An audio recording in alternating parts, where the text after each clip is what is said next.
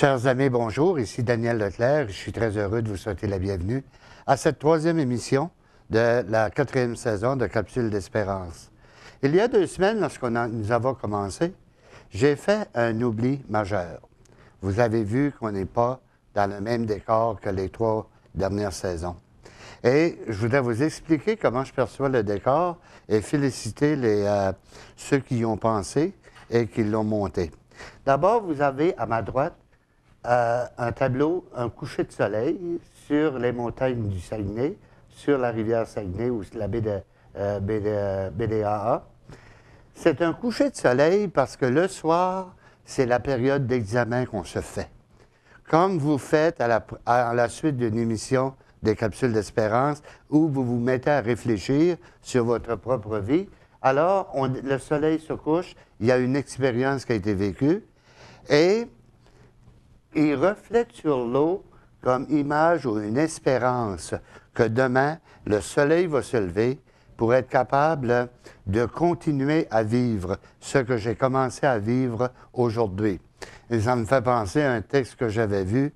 Quelqu'un avait dit, « Hier, j'ai fait rien toute la journée et je n'ai pas encore fini, alors je fais la même chose aujourd'hui. » Donc, c'est de continuer et la montagne représente cette partie de la nuit où on va se reposer, refaire nos forces pour, après ça, continuer demain à prolonger l'expérience que j'ai commencée, améliorer ce que j'ai manqué, mais développer le côté positif ou le côté agréable. L'autre aspect, et en arrière du tableau, c'est exactement le même décor, mais il faut bien que j'aille le tableau, je vais m'en servir pour travailler. Ici, j'aime beaucoup cette image parce que la lumière qu'il y a, c'est notre principe fondamental dont je parlais à la première saison. Et c'est cette lumière qui nous habite, et on a vu à la première émission, les hindous, les bouddhistes, les grandes religions, on cherche cette lumière en nous qui va être capable de nous élever. Et les mains, mais c'est le sens de l'accueil. Accueillir le don de la lumière qui est en nous. Vous savez, moi, je me souviens quand j'étais jeune, j'allais avec mon père faire le train de grange, puis il y avait un fanal. Alors, c'est une lampe à l'huile avec un globe. Puis, il y a des fois, mon père disait, nettoie le globe parce que la lumière ne sert à rien. Alors, c'est d'essayer de faire, à partir de la réflexion qu'on fait, le repos qu'on se donne, mais être capable d'accueillir la lumière qui est un don de la vie, un don de la foi. La semaine dernière, j'avais abordé l'expérience de la croix avec Jésus. Et c'est une expérience humaine et comment Jésus arrive pour être capable de faire l'unité. Parce que la croix comme telle, on a vu pendant 2 semaines, là je vais prendre la croix du Christ, mais on a vu que c'était la relation, la dimension masculine, la dimension féminine, mais il y a aussi au niveau de la spiritualité une autre dimension qui est importante. On a ici la tête et on a ici le cœur.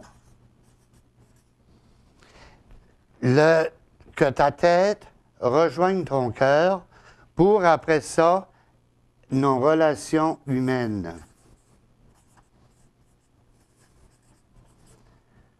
Nos relations humaines, c'est-à-dire être égal, parce que c'est au masculin, c'est moi qui est égal, une attitude égale envers tous. Parce qu'on se souviendra à la première saison qu'on parlait qu'il y a ici des zéros, des personnes moins que rien, et on a ici nos héros. Et j'ai donné comme exemple qu'en termes d'héros, dans le service militaire, il y a le général de Dallaire et il y a William Russell, un lieutenant, un haut gradé dans l'armée, et on a vu à Ottawa où il est accusé de meurtre et de violence. Alors, le zéro de la société. Ce que le défi, indépendamment du crucifix, parce qu'il y a la croix, puis il y a le crucifix. Le crucifix, il y a le corps de Jésus dessus. Sans le corps de Jésus, la croix est valide en termes d'équilibre. Un équilibre humain. Ce qu'on a vu il y a 2 semaines avec la croix nazie, c'est que la tête est ici et le cœur est là. Il n'est pas en ligne droite. Et ici, on a nos zéros. Et ici, on a nos héros. Qui fait que on est déséquilibré, on n'est pas en ligne. Et ça, c'est indépendamment de Jésus, c'est le plan de Dieu où Dieu veut, l'absolu, la divinité veut que nous soyons alignés, la tête et le cœur d'un chemin droit, et notre attitude envers les gens, que ce soit pauvre, que ce soit un homme riche, que ce soit un malade, que ce soit quelqu'un en santé, que ce soit un handicapé ou quelqu'un qui est en forme, d'avoir l'attitude et de compenser quand on arrive, pas besoin d'avoir des lois qui vont nous dire comment agir envers les gens qui sont plus démunis. Alors, ce qui arrive, c'est que au niveau de la tête, on arrive avec une définition qu'on a déjà parlé du Québec, une société d'idées et de débats. Ça, il y a quelqu'un, on le dit souvent, on identifie le Québec, des idées, débats, c'est la tête qui résonne. Par contre, ici, on est pris avec une expérience qui va engendrer le partage. Alors, on essaye de faire un semblant. On essaye de faire un semblant d'équilibre où on est ici dans la... Mais on va parler ici. Et on arrive ici, puis on fait semblant qu'on est là. Alors, on dit qu'on est très heureux, mais on est dépendant de beaucoup de choses. On a de la difficulté, et je pense à un monastère qui me disait récemment, une personne, vous savez que c'est ça des cloîtrés, des gens de prière et de silence, et il y a des jeunes qui arrivent et on voudrait avoir une journée de solitude.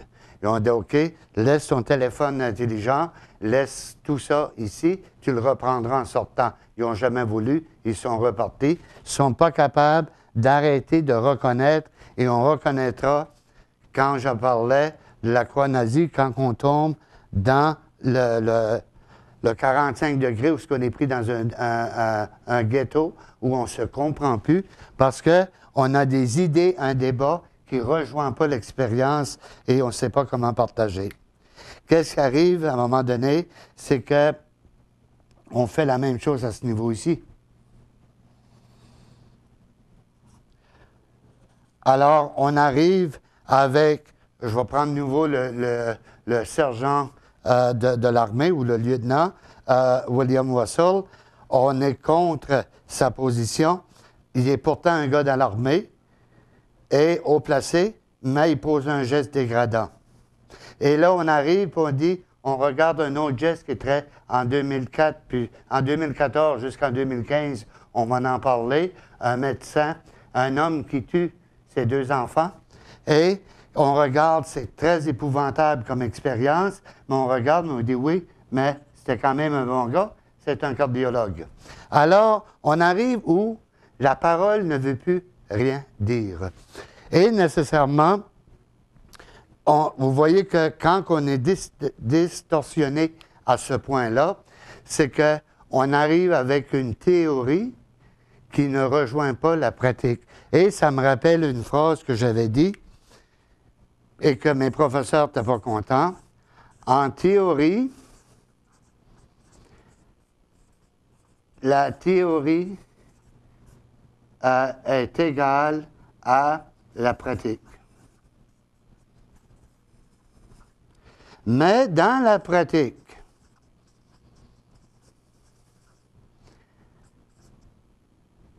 la pratique n'est jamais égale à la théorie. Alors, c'est de savoir, est-ce que le verre est plein? Il est de l'actif à moitié plein ou à moitié vide? Ça me fait penser, je l'ai déjà dit dans une entrevue, la différence entre l'optimiste et le pessimiste. L'optimiste trouve toujours une solution au problème et le pessimiste trouve toujours un problème aux solutions. Alors, c'est là où on arrive où le désir de Dieu, c'est qu'on arrive à un équilibre. La tête s'enligne avec le cœur. Qu'est-ce que je dis est égal à qu'est-ce que je fais. Et mon attitude fait que je vais avoir des relations humaines équilibrées et je ne porterai pas de jugement préétabli, des préjugés sur les gens. C'est tout là que rentre le défi et le contexte. Et quand je parle de l'expérience de Jésus qui est sur la croix, quand il va dire « Eli, Eli, lama sabachthani », c'est dans sa langue originale, l'araméen, qui était un dialecte d'une région du nord de la Palestine, et on reconnaissait, les gens de la place à Jérusalem ne reconnaissaient pas le langage, ne savaient pas ce que ça voulait dire, alors ils pensaient « on va attendre pour voir si Élie va venir ». Alors, l'expérience, c'est quoi? Quand on arrive au cœur de nos divisions, dans notre cœur, ben, on arrive le langage primaire, ma première langue maternelle, là où j'ai appris à parler, à m'exprimer d'abord. Après ça, j'apprends une langue seconde. On a terminé la semaine dernière avec l'expérience de Pierre qui s'en va à la pêche, parce que Jésus, bon, à un moment donné, il va dire à ses disciples à Jérusalem, retournez en Galilée. C'est l'ange qui leur dit ça, allez en Galilée et il va vous rejoindre. Lorsque Pierre et ses disciples arrivent à Jérusalem, en Galilée, Pierre est écœuré, il ne veut plus rien savoir, ça brasse un peu trop pour lui et dit, je m'en vais à la pêche. Et je n'avais pas la Bible avec moi pour vous donner la référence, mais c'est dans le chapitre dans l'Évangile de Jean, le chapitre 21, si j'ai bien vu, le chapitre 21. C'est là où Jésus, quand il arrive au large, puis là, je vais prendre le texte, parce que la dernière fois, je n'avais pas mon texte avec moi, mais j'aime mieux. Et comme je suis un mauvais lecteur, je vais le prendre à la suite de ceci. On représente, alors, les disciples sont au large. Pierre qui va dire, moi je vais à la pêche. Et les autres répondent, nous allons avec toi. Puis là, pendant qu'ils sont au large, ils n'ont rien pris pendant la nuit. Et le matin, juste au lever du soleil, quand on arrive ici, au niveau de l'Espérance, et Jésus qui va dire, les enfants, jetez vos filets de l'autre côté. Et c'est là qu'il arrive, puis Jean, le disciple que Jésus aimait, ben, c'est lui qui va reconnaître, c'est Jésus, c'est le Seigneur. Et c'est là qu'il va arriver, les autres disciples qui arrivent avec la barque pour tirer le filet rempli de poissons. Et Jésus va dire, apportez ces poissons que vous venez de prendre. Et ici, c'est intéressant, là, c'est Simon-Pierre qui embarque, qui monte dans la barque, et il tire à lui seul au rivage le filet rempli de gros poissons. Et ça que les exégètes vont dire à partir de ça, c'est que, et on mentionne d'une façon explicite, qu'il y avait 153 poissons.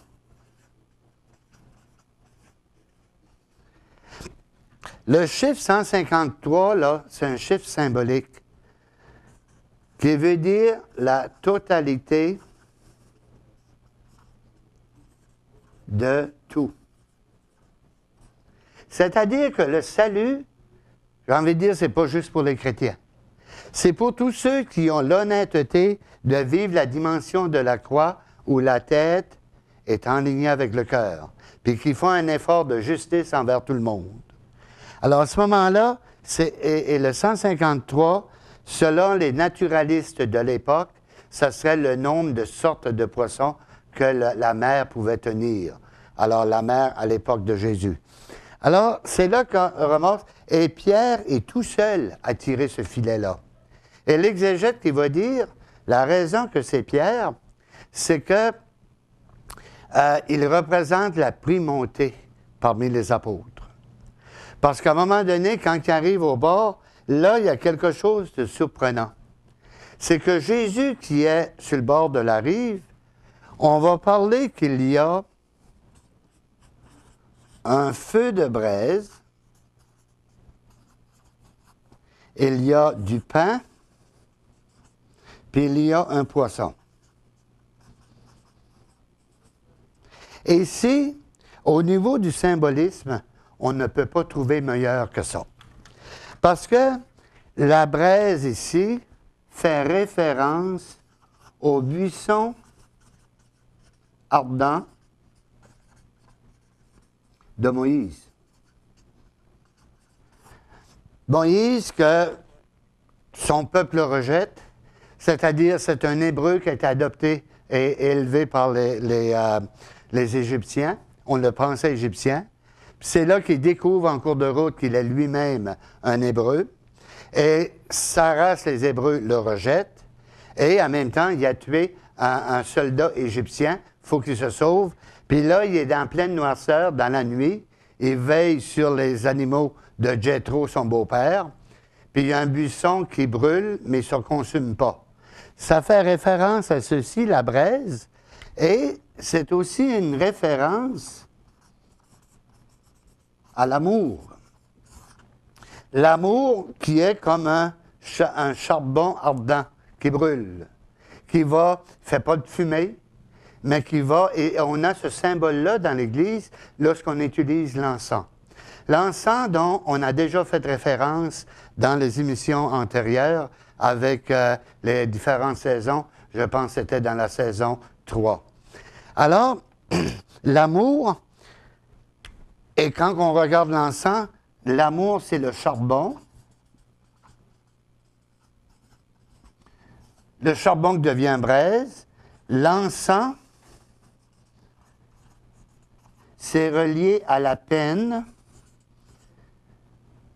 Et après ça, on va voir, par ici, je fais des croisées, et la fumée que les deux vont former représente la prière. Alors, on a le charbon qui représente l'amour, l'encens, c'est la peine, et ça, je l'utilise actuellement lors des funérailles à la période de l'Absoute, mais c'est François d'Assise qui a plus développé cette spiritualité-là, parce que lui, il aimait beaucoup l'encens dans la prière, il aimait beaucoup l'encens dans les grandes cérémonies, et il a donné cette définition: « J'aime Dieu d'un amour ardent, je souffre, j'ai de la peine de ne pas le voir, je peux juste le voir en différé, à travers les autres, à travers la nature, et la fumée va représenter ma prière. Je prie celui dont j'ai l'espérance de le rencontrer un jour. Mais entre-temps, j'ai à le croiser, et souvent, lorsque je fais la bénédiction des cendres ou du cercueil à la fin des funérailles, je rappelle cette parole: « Un jour, nous ressusciterons », ça vient du livre de Job, « et nous verrons Dieu face à face. Et nous reconnaîtrons ceux et celles qu'on a aimés en Dieu. Je découvre Dieu à travers les autres pour mieux reconnaître les autres quand je serai chez Dieu. » Alors, c'est de voir les choses avec le cœur de Dieu.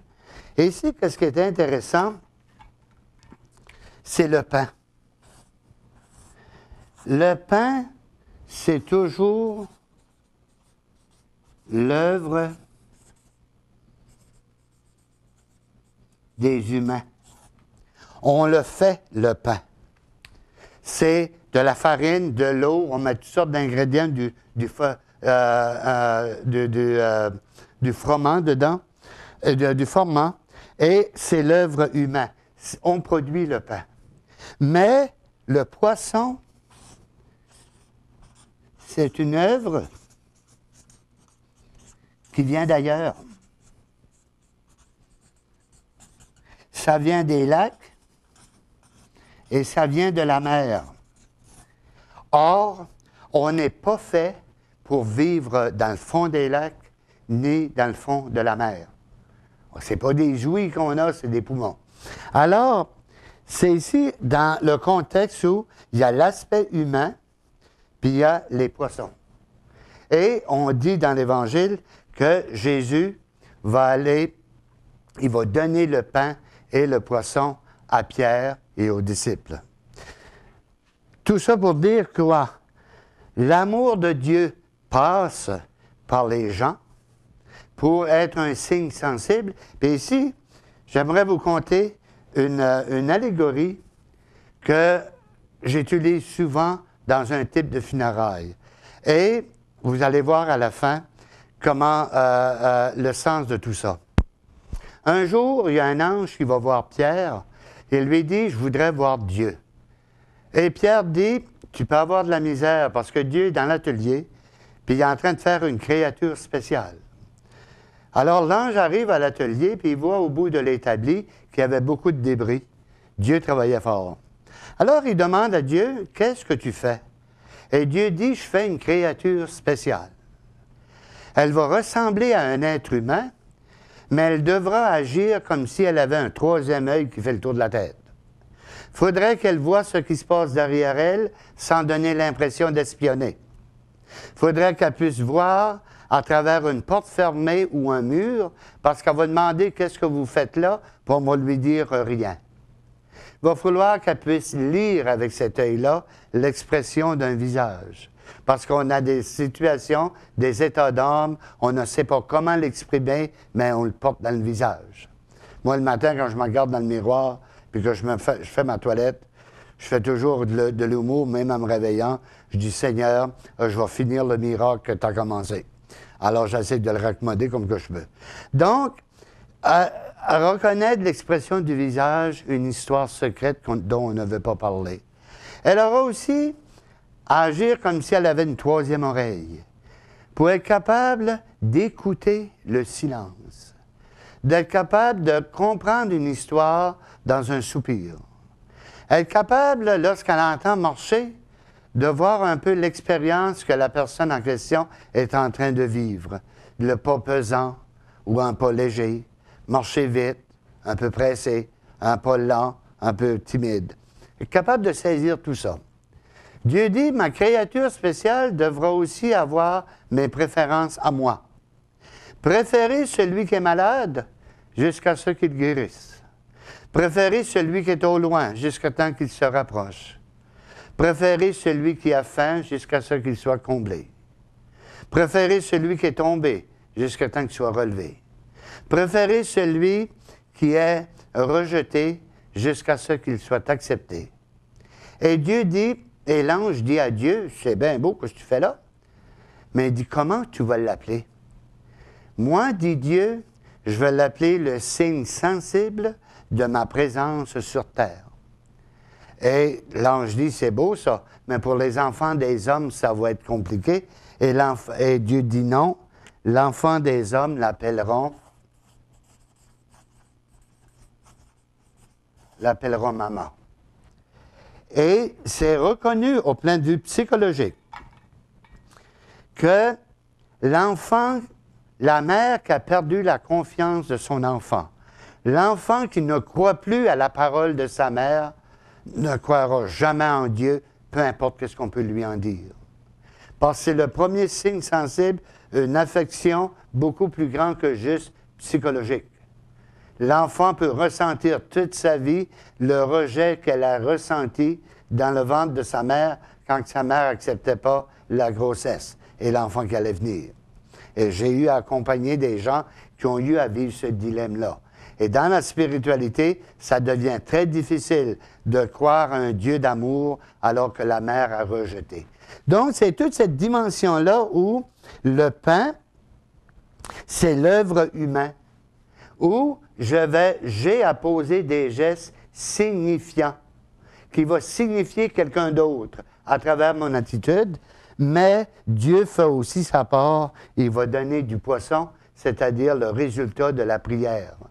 On n'est pas fait, tant qu'on est sur terre, on n'est pas encore fait pour vivre au ciel. Le ciel, c'est une image de l'infini.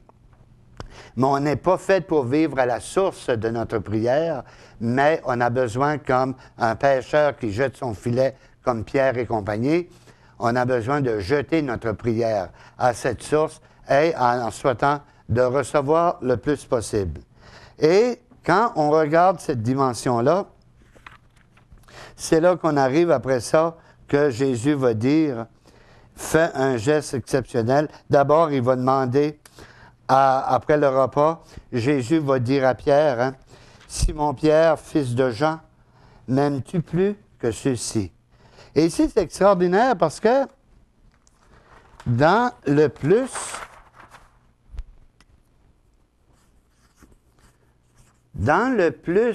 que les autres, les exégètes s'entendent que les autres disciples n'ont pas pris ça comme un affront.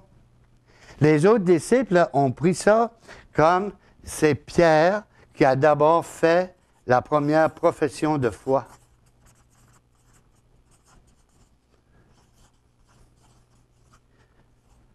Quand à un moment donné, Jésus dit aux disciples, les hommes, qu'est-ce que les hommes disent de moi? Il y en a qui disent que tu es Jean-Baptiste qui est revenu. D'autres qui disent que tu es un des grands prophètes, tu es Élie ou Isaïe. Puis là, Jésus va dire, et vous, qui dites-vous que je suis? Et c'est Pierre, brûle pour point, qui va dire, tu es le Messie, le Fils du Dieu vivant. Quand à un moment donné, Jésus va dire, un jour vous aurez à manger mon corps et à boire mon sang, ils ont tout foutu le camp. Il ne restait plus que les apôtres avec Pierre, puis il dit, vous autres, avez-vous envie de vous en aller, vous autres? Et Pierre va dire, à qui irions-nous, Jésus? Tu as les paroles de la vie éternelle. Alors, c'est pourquoi que Jésus, faire la profession, à cause de la profession de foi, demande à Pierre s'il l'aime plus que les autres. Paix mes brebis, les porteuses de vie, on a vu ça la semaine dernière. Ensuite, il va dire une deuxième fois, m'aimes-tu? Il va dire oui. Puis on a vu que c'est la première fois, tu sais qui je suis, m'aimes-tu plus que les autres? Le deuxième aspect, deuxième niveau, tu comprends qu'est-ce que je veux faire. Tu veux aussi l'équilibre de la croix. Est-ce que tu m'aimes assez pour t'embarquer? Oui. Mais après ça, il arrive la vérité. Et c'est pas la vérité, mais la foi. Est-ce que tu m'aimes? Ça veut dire, est-ce que tu crois en moi, qui te fait confiance et qui croit en toi? C'est ça qui fait la différence entre les deux. La semaine prochaine, et c'est là que Jésus va faire quoi? Il va prendre un linge et il va envoyer Pierre en mission. Et je vais terminer avec cette citation, quand il met la ceinture autour de la taille et lui dit, en vérité, je te le dis, quand tu étais jeune, tu attachais toi-même ta ceinture et tu allais où tu voulais. Attacher sa ceinture, tu prenais tes responsabilités, tu faisais ce que tu voulais. Mais quand tu seras vieux, tu étendras tes mains, un autre attachera ta ceinture et te conduira là où tu ne voudras pas aller. Et Jean va préciser, Jésus dit cela pour indiquer quelle mort Pierre devait glorifier Dieu.